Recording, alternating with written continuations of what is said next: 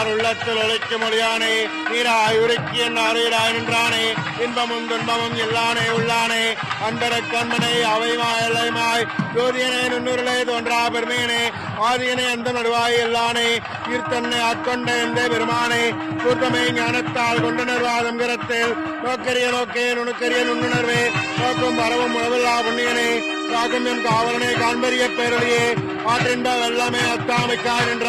தோட்டச் சுடலியாய் சொல்லாத நுண்ணுணர்வாய் மாற்றமா வையகத்தின் வெவ்வேறு வந்தறிவாம் தெற்றனை தெற்றத் தெளிவே என் சிந்தனையுள் ஊற்றான உண்ணாரமுதே உடையானே வேற்று விகார விடக்குடமின் உட்கிடப்ப